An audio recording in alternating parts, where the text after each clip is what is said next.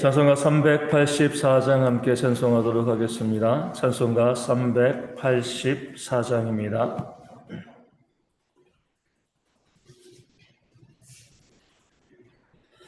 찬송가 384장 나의 갈 길 다가도록 함께 찬송합니다. 나의 갈 길 다가도록 예수 인도하시니 내 주 안에 있는 긍휼 어찌 의심하리요.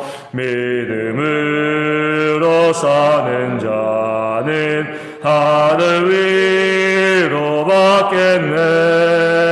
무슨 일을 만나든지 만사형통하리라. 무슨 일을 만나든지 만사형통하리라. 나의 갈 길 다가도록 예수 인도하시니 어려운 일 당한 때도 족가는 해주시네.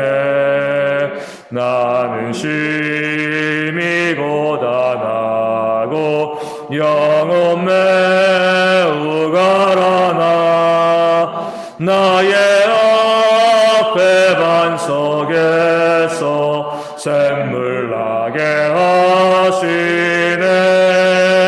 나의 앞에 반석에서 샘물 나게 하시네. 나의 갈 길 다가도록 예수 인도하시니 그의 사랑 어찌 큰지 말로 할 수 없도다. 성령 감화 받은 영혼 하늘 날아갈 때에 영영 부를 나의 찬송 예수 인도하셨네. 영영 부를 나의 찬송 예수 인도하셨네.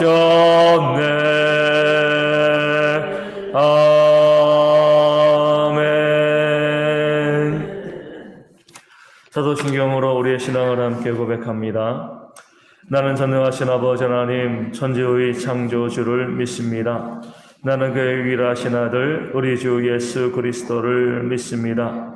그는 성령으로 잉태되어 동정녀 마리아에게서 나시고 본디오 빌라도에게 고난을 받아 십자가에 못 박혀 죽으시고 장사된 지 사흘 만에 죽은 자 가운데서 다시 살아나셨으며 하늘에 오르시어 전능하신 아버지 하나님 우편에 앉아 계시다가 거기로부터 살아있는 자와 죽은 자를 심판하러 오십니다.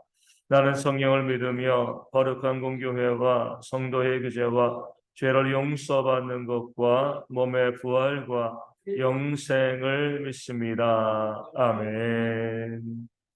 창세기 12장 1절 말씀을 봅니다. 창세기 12장 1절 말씀입니다.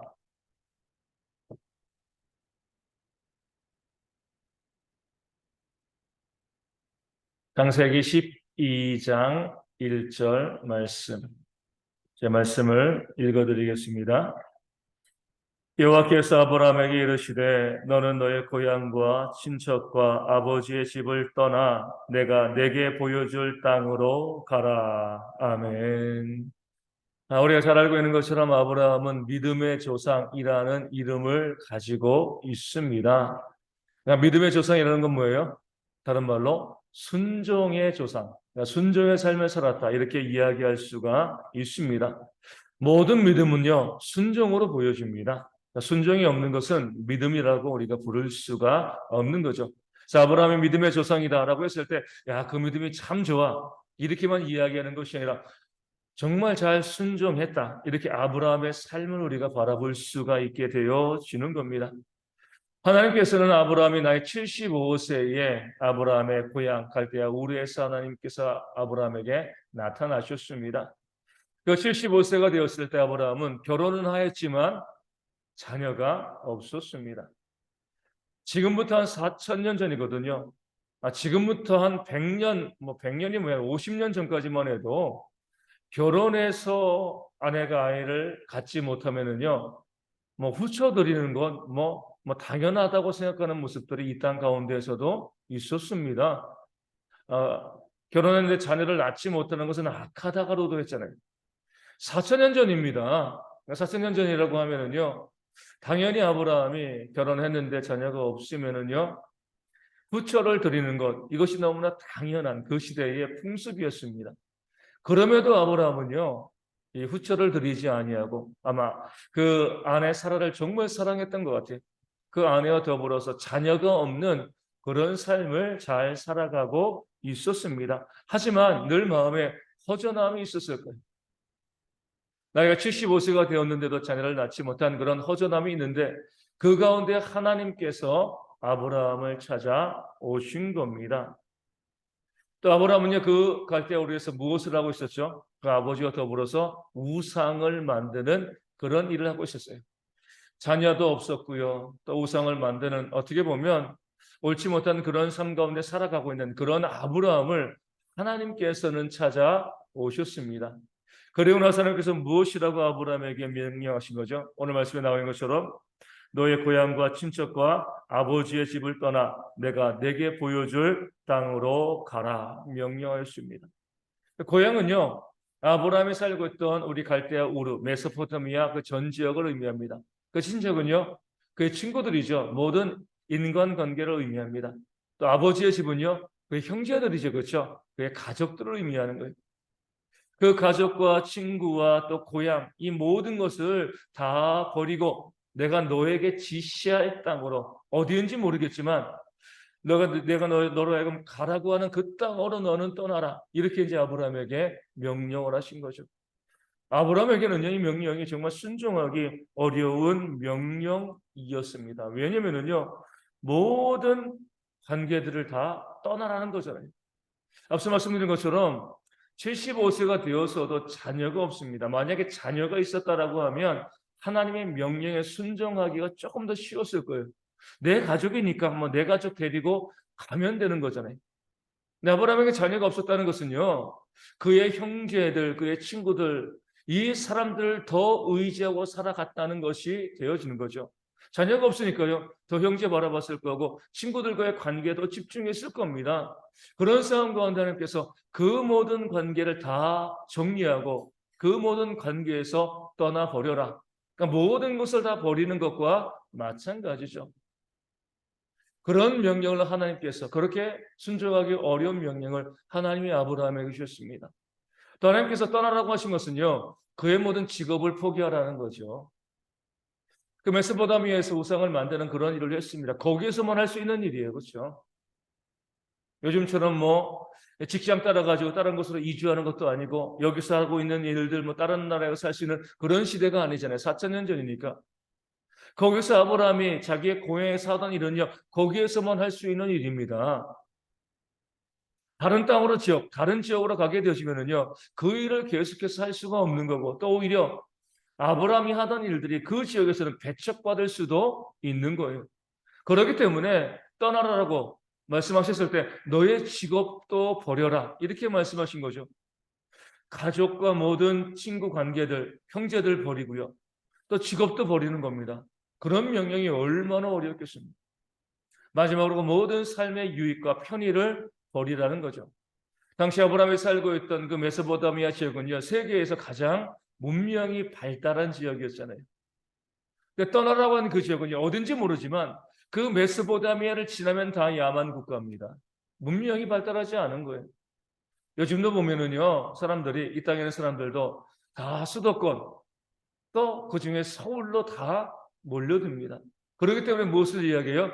지방이 소멸되어진다라고 이야기하잖아요. 다 이 수도권으로 이 경제의 중심지로 다 사람들이 몰려들지 지방으로 가려고 하지 않습니다. 그런데 그렇게 한 중요한 이유 중에 하나는요, 그 수도권에서 또 서울에서 누릴 수 있는 것들이 너무나 많이 있기 때문에 그래요. 가끔 가다 보면 이해가 안 가요. 우리 쪽방에 살면서도 서울에 삽니다. 아주 좁은 집에 살면서도 서울에 살아요. 저 집 지금 팔면 지방 가면 조금 넓은 집 살 수 있을 건데 왜 다 서울에 그 힘들고 어려운 환경 가운데 그렇게 월세 많이 내면서 얼마 수입도 안 되는데 그 서울에 굳이 그렇게 붙어 있는가? 거기서 살려고 하는가? 수도권에 살려고 하는가? 왜냐하면 이 모든 편의가 다 갖춰져 있기 때문에 그렇습니다. 지방에서 좀 더 넓은 집에 살 수 있지만 거기는 즐길 게 없는 거예요. 문화, 누릴 것들이 그 지역에 없기 때문에 힘들고 어렵고 먹을 것이 부족해도요, 다 수도권으로 서울로 몰려들어서 살고 있는 겁니다. 아브라함의 시대도 마찬가지예요. 그 삶에서 누리고 있던 모든 편의들, 그런 문화적인 수준이 메소포타미아에 있었는데 그 모든 것을 다 버리고 하나님께서 내가 너에게 지시할 땅으로 가라. 그 야만의 땅, 그 어떤 것도 누릴 수 없는 그곳으로 가라라고 하나님께서는 아브라함에게 명령하신 거죠. 어떻게 보면 정말 순종하기 어려운 명령이에요. 모든 관계도 다 버리고요. 직장도 버리고요. 모든 문명의 혜택도 다 버리고 어딘지 모르지만 그 지시할 땅으로 떠나는 그런 하나님의 명령.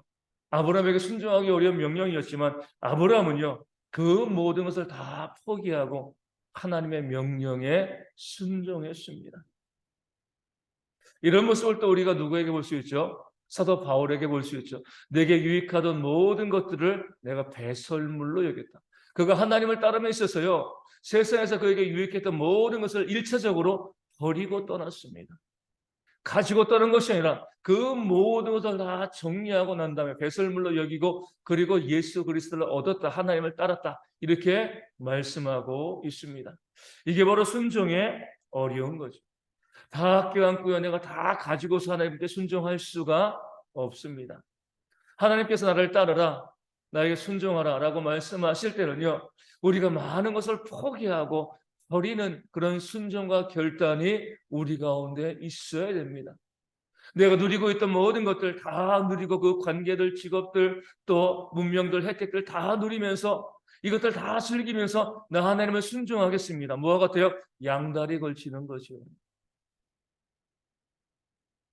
우리 사람들과의 관계에서 제일 나쁜 게 뭐예요? 양다리를 걸치는 거예요. 그렇죠? 나만 사랑한다라고 이야기했는데 알고 보니까 다른 사람이 있습니다. 이것만큼 기분 나쁜 게 없는 거죠. 배신감 드는 게 없는 거예요. 이도 사랑하지 않는 거고요. 또 저도 사랑하지 않는 겁니다. 우리 하나님을 따라가며 순종하는 삶도 마찬가지예요. 세상도 사랑하고 내게는 모든 거 다 가지고 있으면서 누리고 있으면서 나 하나님을 따르겠습니다. 이거는요. 말이 되어지지 않는 그런 마음이 되어지는 거죠. 하나님을 따르고 하나님께 순종하기 위해서 우리가 버려야 될 것이 있습니다. 포기해야 될 것이 있어요. 그 말씀과는 순종하기 위해서 우리가 놓아야 될 것이 있습니다. 그럼 왜 하나님께서는 우리로 하여금 순종의 삶을 요구하면서 그것을 놓게 버리게 만드시나요? 우리의 것을 놓고 버리고요. 하나님께서 그 모든 것을 자신이 취하기 위해서 우리의 버린 것을 하나님께서 가지시기 위해서 우리 가운데 그것을 놓기를 원하시나요? 그게 아니죠. 우리가 손에 붙잡고 있는 것이요. 우리에게 유익하지 않기 때문에 그것을 놓기를 원하시는 겁니다. 그 손을 비게 만드시는 거죠. 그렇게 우리가 놓고 손을 비면은요. 이 손에 무엇을 채워주시는 거예요? 더 큰 하나님의 은혜의 복을 채워주시기 위해서 우리를 하여금 놓으라고 말씀하시는 겁니다. 아브라함도 그렇습니다. 모든 관계를 다 끊고요. 그 직업도 놔두고 모든 재산 다 놔두고요. 그리고 모든 문명의 혜택을 다 놔두고요. 하나님께서 말씀만에 순종하며 지시할 그 땅으로 갔습니다. 그럴 때 하나님께서 그에게 그 75세 나이까지 없었던 그 자녀를 100세에 주셨고요. 또 눈에 보이는 모든 땅을 다 아브라함의 소유로 주시는 그런 은혜를 하나님께서 아브라함에게 허락해 주셨습니다. 그런 큰 은혜를 어떻게 받은 거예요? 버렸기 때문에, 놓았기 때문에, 순종했기 때문에, 내가 손에 움켜쥐고 있던 것들, 내가 가지고 있던 것들, 내 목숨처럼 여기고 있는 이런 것들을 순종하기 위해서 다 버리고 놓았을 때 하나님께서 그 빈손에 더욱더 풍성한 것을 채우시는 그런 역사를 아브라함이 경험하게 되어진 줄로 믿습니다. 오늘 우리도 마찬가지입니다. 내가 가지고 있는 것이 정말 아까워 보이죠. 어떻게 이것을 놓아요? 내 목숨처럼 소중하게 여기는 것인데, 하지만 그것을 놓아버릴 수 있는, 그것을 놓을 수 있는 그런 용기가 우리 가운데, 그런 믿음과 순종이 우리 가운데 있어야 돼요. 무조건 놓는 게 아니죠. 하나님이 말씀하실 때, 하나님이 놓으라고 하실 때 그것을 놓을 수 있는 그런 용기와 순종이 우리 가운데 있어야 됩니다. 그러할 때에 우리 하나님은요, 좋으신 하나님이시기 때문에 우리의 삶 가운데 그 놓았을 때 순종으로 내가 쥐고 있는 것들, 그 좋아 보이는 것들을 놓았을 때 더 풍성한 것으로 우리 삶 가운데 채우시는 그런 하나님이신 줄로 믿습니다. 어떤 것을 우리 가운데께서 말씀하실지 모르겠어요. 무엇을 놓으라고 하실지 모르겠습니다. 하지만 하나님께서 말씀하신 것이라고 하면, 그렇게 하나님이 놓으시라고 하시는 거면 우리가요, 그 말씀에 순종하며 아브라함처럼, 사도 바울처럼 기꺼이 놓을 수 있는, 버리고 포기할 수 있는 그런 지혜와 용기가 우리 가운데 있어야 할 줄로 믿습니다. 그런 모습까지 우리가 2013년 이 연회를 시작해 나가면서, 내가 그동안 정말 하나님께서 원치 않는 것인데도 내가 움켜잡고 있던 것이 무엇인가, 내가 버리지 못하고 갖고 있었던 것이 무엇인가 바라볼 수 있는 지혜가 우리 가운데 있어야 됩니다. 그것이 하나님께서 원치 않은 것이라고 하면, 너무나 소중한 것이라 할지라도, 소중하게 여겨지는 것이라 할지라도 기꺼이 놓을 수 있는 그런 용기와 지혜가 우리 가운데 있도록 또한 기도하여 주시고, 그럴 때 더 풍성한 것으로 채우시는 하나님의 역사를 경험하는 우리 모두의 삶이 되어질 수 있도록, 그렇게 버림에 순종하는 삶이 우리 가운데 있을 수 있도록 이 아침에 함께 기도하시기를 바라겠습니다. 다시 한번 말씀드립니다. 그것을 버리면 다 잃은 것처럼 생각되어지겠지만, 하나님께서는요, 더 좋은 것으로 우리 가운데 채우실 줄로 믿습니다. 그 믿음으로 우리가 순종하고 살아가는 거예요. 이 모든 성도들이 정말 세상의 것들, 내 욕심 우리 놓지 못하고요, 붙잡고 있는 것 때문에 하나님께 순종하지 못하는 일들이 얼마나 많이 있습니까? 그런 잘못된 삶 가운데 우리 모두가 다 벗어나서 우리가 놓아야 될 것들 온전히 놓을 수 있는, 그런 버릴 수 있는 그런 신앙이 우리 가운데 있도록, 그것을 통해서 2023년 버림을 통하여서 더욱더 풍성하게 채우시는 하나님의 역사를 경험할 수 있는 우리 대학의 모든 성도 되어질 수 있도록 위하여 기도하여 주시고요. 우리 역시 질병에 있는 성도들 위해서 계속해서 기도해 주시면 감사하겠습니다.